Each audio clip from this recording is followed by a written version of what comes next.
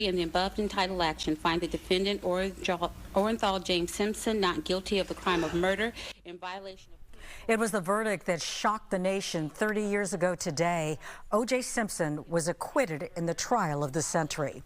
While OJ walked free, the controversy surrounding the conclusion of the trial was far from over. In fact, to this day, it still remains one of the biggest moments in criminal history. Fox 11's Phil Shuman, he was actually in the courtroom that day and now takes a look back on perhaps the first true crime blockbuster that had a country riveted. Phil.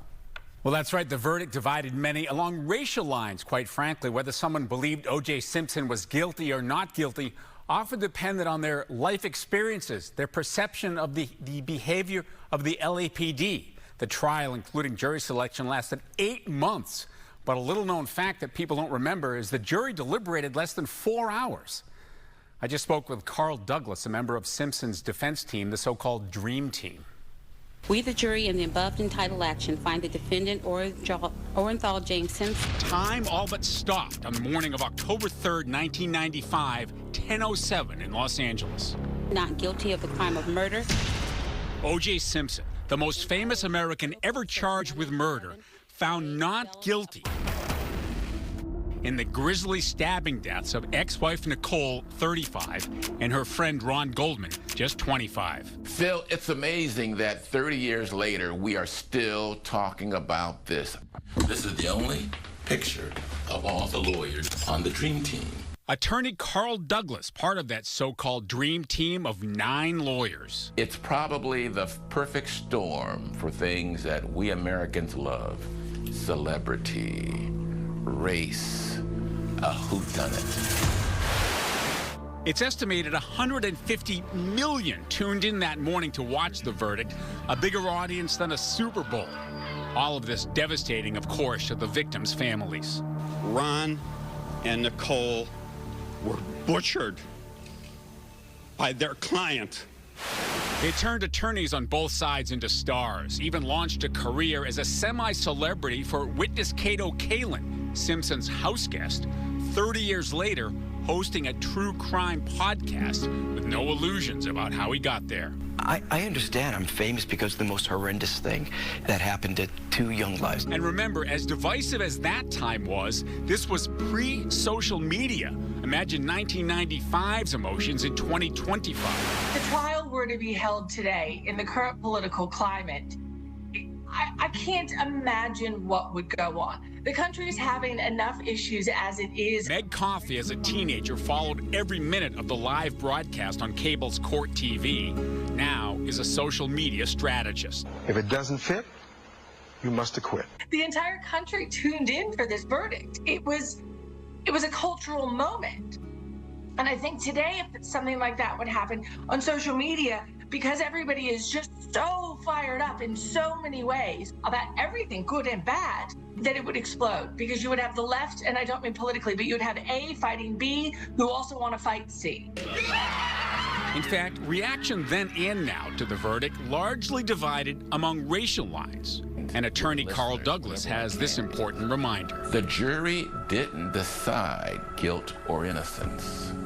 Indeed, they merely decided that the prosecution had failed in its burden of proving Mr. Simpson guilty beyond a reasonable doubt. Douglas firmly believes the LAPD was guilty of, in his words, lying and cheating. Lying, we know about it. If you remember the case, Detective Mark Furman. Cheating, no way, says the LAPD and all its employees, absolutely not. So in taking a deeper dive into all this, it was really interesting, this whole discussion about social media then versus now. Carl was even saying that he would have expected President Trump to have weighed in on it, maybe insulted the jury. And then, of course, Simpson later went to prison for that armed robbery and died in 2024 at the age of 76. And was also found liable in the civil lawsuit, of course. Right. What was it like for you to be there that day in the courtroom? I mean, you covered it. The strongest memory was Kim Goldman, who, by the way, chose not to participate in this anniversary story. I was literally sitting in the row right behind her as she cried out in anguish, and that verdict was read. You saw the pictures of her. That's the strongest memory, but there's never been a story like that in Southern California. As big as the stories are that we all cover, there's been nothing like that. Really, because it was the confluence of sports and celebrity, the chase, politics, racism. It had it all in one zenith, right? With such a huge celebrity. Yeah, and people just couldn't get enough of it. Wherever you would go around Southern California, a restaurant, the gas station, they had the monitors on. They were watching the trial. And then we had that nightly live special at 7 o'clock. From the courthouse. It was Camp OJ. Right. You know, temporary scaffolding set up across the street. It's one of the reasons why we cover pursuits now, as regularly as we did. And that really led to sort of an obsession with true crime coverage. Yeah. It was a turning point for sure.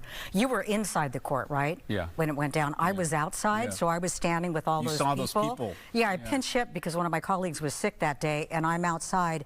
What I thought was most fascinating was that people gasped and it went quiet.